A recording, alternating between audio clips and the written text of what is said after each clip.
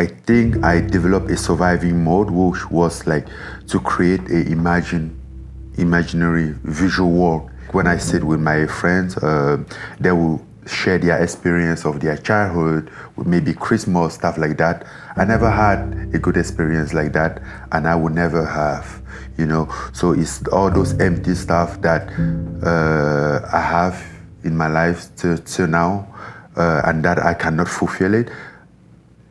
And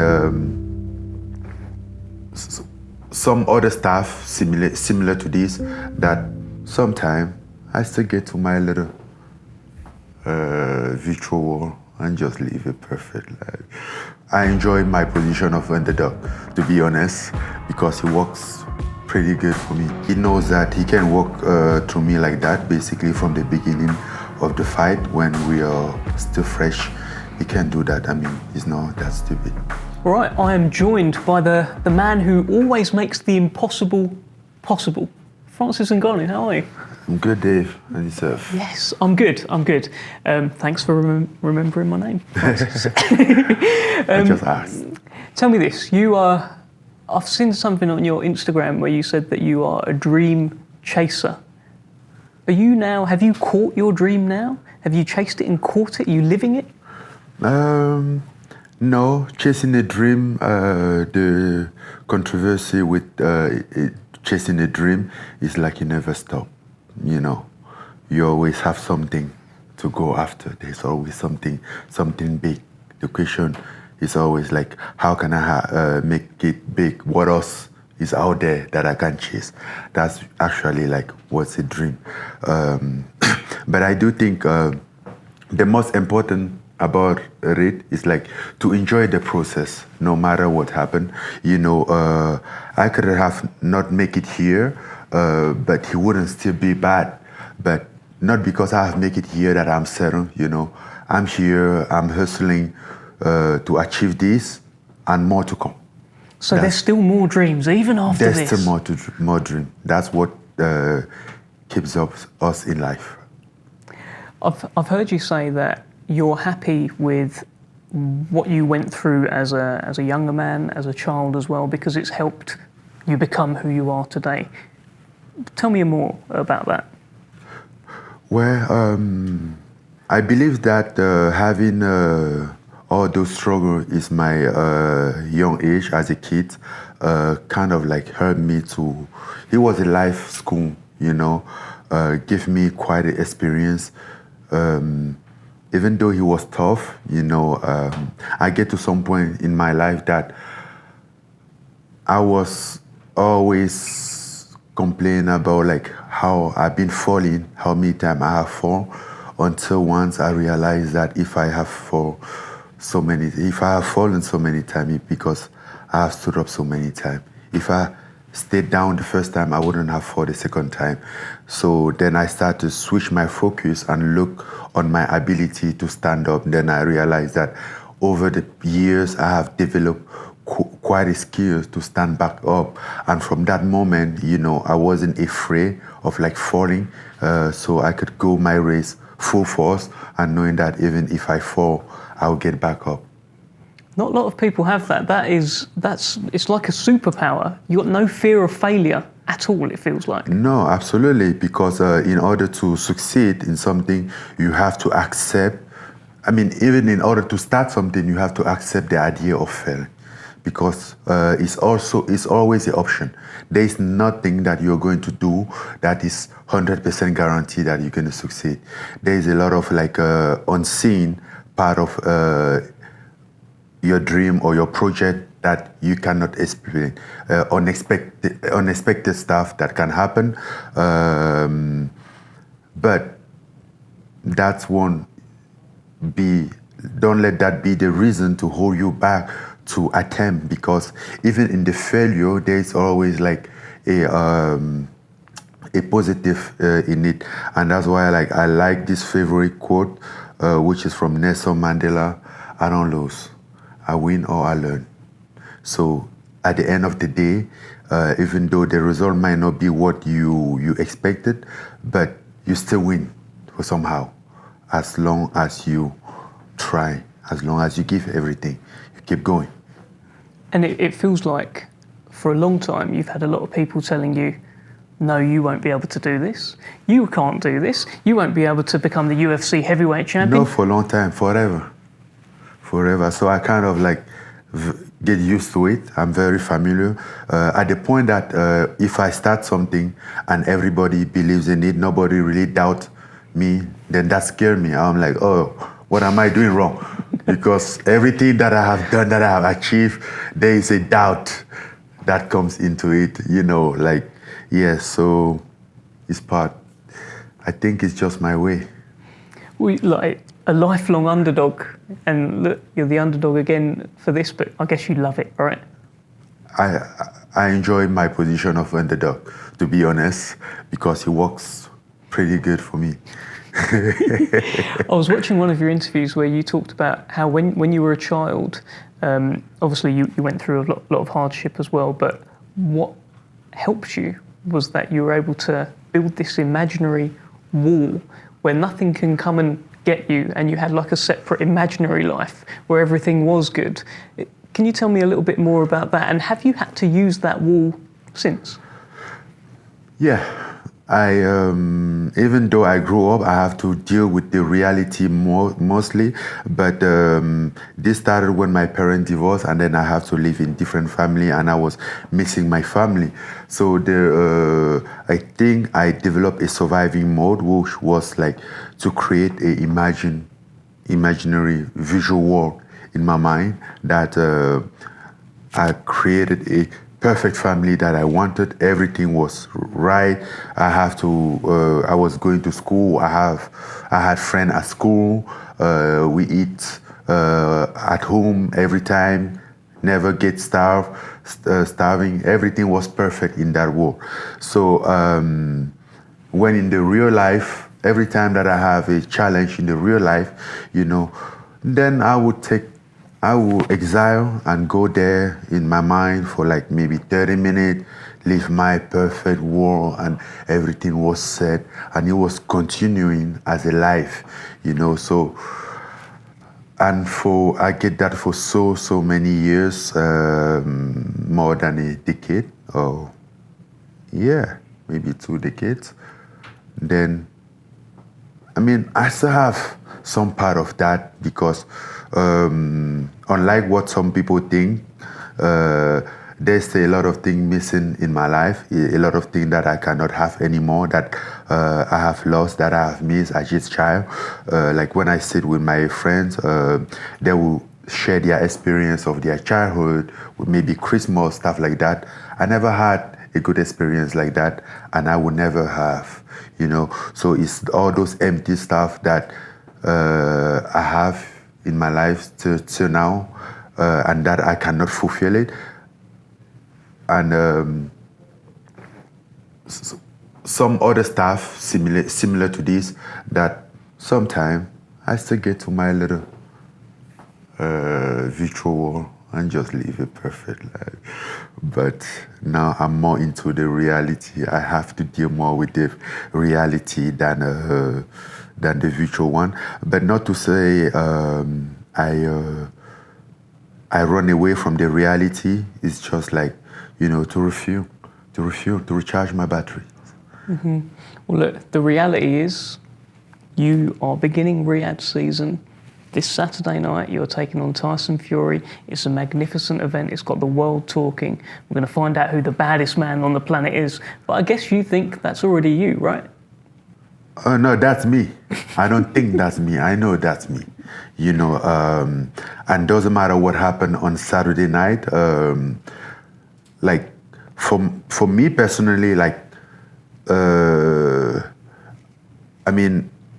I would take some time to reflect of my life and see how come I have come, like how far I have come, like maybe 10 years, 15 years ago, and to look at me, and I think I have done maybe not all, but almost all, and some people might disagree, and because I don't measure success by the volume, I measure success by the determination, by how far you have come.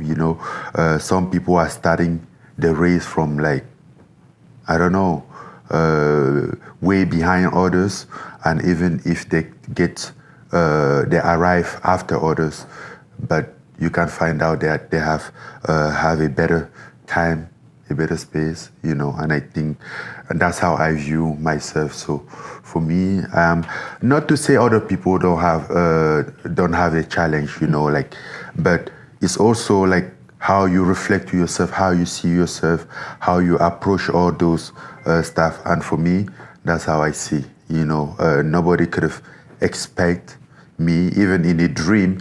It wasn't even possible to dream that I can get here. That dream would have been like hilarious, unreal, but it's more than a dream. It's a reality, and it's not stopped. It's not done yet. It's ongoing. So, and only God knows where this could stop.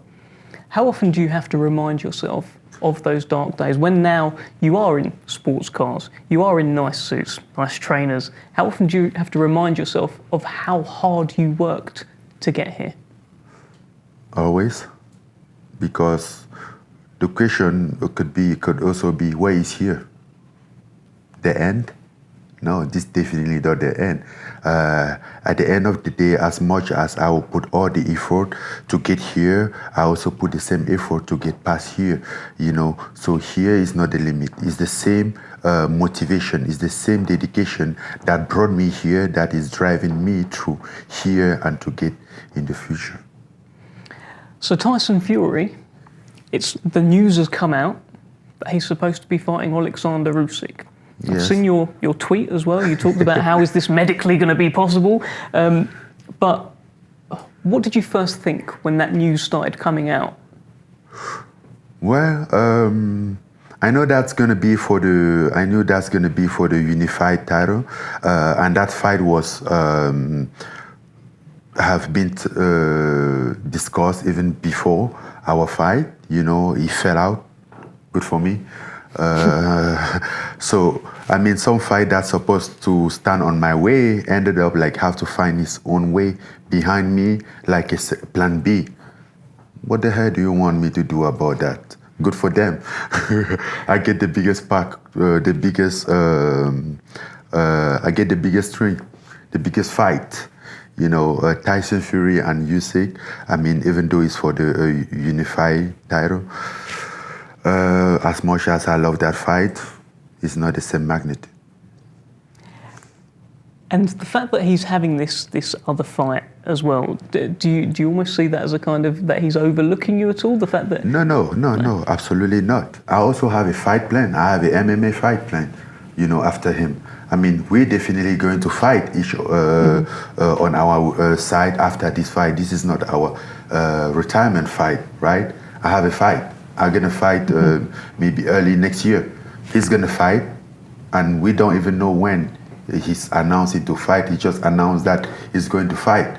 I have a contract with PFL to fight MMA, and I'm going to fight.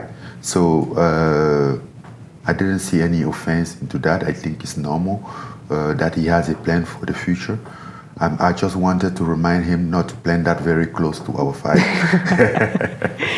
One thing that I've been thinking about when I think about this fight in my head, when he boxed Deontay Wilder, he's so much bigger than him, maybe 50 pounds or so heavier. When they get inside in the clinches, he can ragdoll him, throw him about. But he won't be able to do that with you, will he? No, he won't be able to do that, and I think he knows that. He's quite smart, and I think he will maybe take a different approach. He uses his weight, but he's also light on his feet. He has a good body work, good eye, so I think he has a different approach because he's smart. Well, look, he has quite openly said he believes he's going to walk right towards you and knock you out, essentially. Do you believe that he will take that game plan? Will he actually fight fire with fire? I don't think so. As I just said, he's smart. He knows that he can walk through me like that, basically from the beginning of the fight when we are still fresh. He can do that. I mean, he's not that stupid. Well, I actually spoke to him earlier, and he said that in the clinches, he's happy to wrestle around with you as well. So you don't think that's a good idea for him? No. I think he's playing. You know, he's being very tricky. As I said, he's very smart. You said that, like, even though he was telling you grab my fat, you're not going to be fooled, are you? Yeah. He's good at that game, though. You are the only one in this fight who can walk away as the lineal champion of MMA, which you are, heavyweight, and the lineal boxing champion. Have you thought about that? Yes, I've thought about it. It's quite something. It's awesome, right? It's gonna be beautiful to conquer the world. But you know, one American quote that I like is, "The sky is the limit." I won't set myself a limit. I will just keep going. Tell me about Mike Tyson, the coach. How's that going? Well, a lot of pressure when he's around, but it's been good. You know, he has a different mindset. He has a different style, different physique, which is hard for me to adjust, to follow. But we still manage to get something out of it, you know. And because I do believe that if not today or maybe tomorrow or the day after, if I can have like maybe 1/3 of what Mike Tyson have as a boxer, you know, like full work, everything, I think I'll be unbeatable in boxing. Do you think that you could win this fight without Mike Tyson? Could you win this fight without the involvement of Mike Tyson in your camp? Everything is possible, but when you get in the fight with this magnitude, the goal is to put every chance on your side, you know. Maybe I could have won this fight even without training, but I won't find out. Maybe I could have won this fight even without discipline, but I won't find out. I want to put all the chance on my side, and that's what makes me a professional. I don't want to find out if, you know. I do everything that I think is best for me to perform, and then I go out there to perform. What a good answer. Tell me about your power then. Look, we've seen your power. We've seen Alistair Overeem's head go all the way back here. We've seen crazy stuff happen, but in smaller gloves. Now, you are wearing boxing gloves for this fight. You've been training in bigger gloves, I'm sure, as well. Does the power translate? Is it the same? I think nothing take out the power, but I'm not thinking more about the power because, again, this is a different beast. This is another discipline, which I have definitely, I'm aware of my lack of experience in this discipline. I'm aware of my lack of experience. So I'm approaching this in a different angle, you know. As I was saying earlier, Tyson Fury is very smart, and he knows that I have power, and that's why I believe that he won't walk straight to me at the beginning of the fight. But power always matters when he landed, you know, and I think my focus is to land, to be accurate more than to be powerful, because I have seen him being very slick, and if you have even twice power and you can land on somebody, it's useless. So now my question during all this time, my focus have always been like how to make maybe not all what I have, but even half of what I have, how can I make it useful, you know? So that's my state of mind, you know. It's not like, okay, if he was like, okay, we're gonna walk there and stand, stay still and wait to get punched and then punch back, then yes, okay, I think the power element will be very important there. But you would try, and he will try not to get you hit him because he knows it's not good for him, and you will do the same. So at the end of the day, you see heavyweight fights knowing that everyone can knock everyone out with one punch, but they go all the way to 12 rounds and nobody knocked nobody out, which means they didn't connect properly. So, and those have more experience than you. So you will be fool to just think or count on it. After your first fight with Stipe, I remember you talking about how you had to go to deep places, deep water in that fight, and you experienced something new. Do you think you will go to deep waters in this fight? No. The difference between this fight and the Stipe fight is that even if I don't have a fight, even if I don't have boxing experience, if I have a lack of experience in boxing, I do not have. I'm more mature today as a fighter. In fact, speaking of the power element, which is a different approach. When I fought Stipe the first time, I really believed that I'm gonna walk through him and just knock him out. And I had that power. I had that amount of power to knock him out. But problem, I didn't land. So my power was useless, you know. So that fight always stands as one of my one of a reference of my growth in a combat sport. I always use that fight because I learned a lot from that fight. I understand a lot of things. I fought that fight. I was 4 years in the combat sport, only 4 years. So obviously I was very young in terms of experience of boxing understanding. I didn't have competition education growing up at all. I wasn't anywhere close to any sport or to any competition. But I get there, and in 4 years, I was fighting the best heavyweight in the world. So that's where the experience plays against me. I think this time slightly different. Well, this time, Saturday night, you're fighting the best heavyweight in the world again. Francis, it's been a pleasure speaking to you. Thank you so much. Thank you, Dave. Thank you.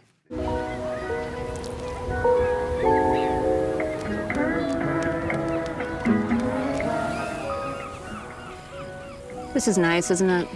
Yeah. I just wish we were somewhere with a little more action.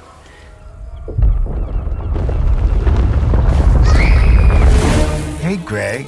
You wish for a little more action? I do wish for more action, Mike. As you wish, Greg. We'll have such a nice time. Let's party!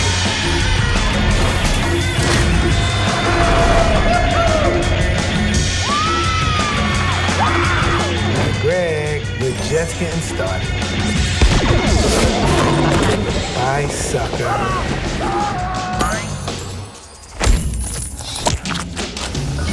Ready for a little more? Is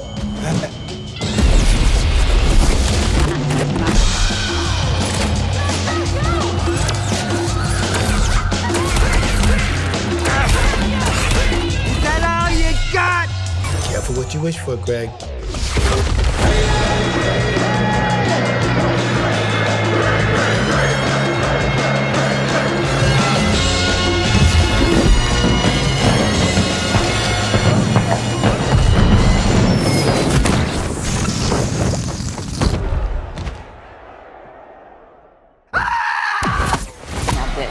This is nice.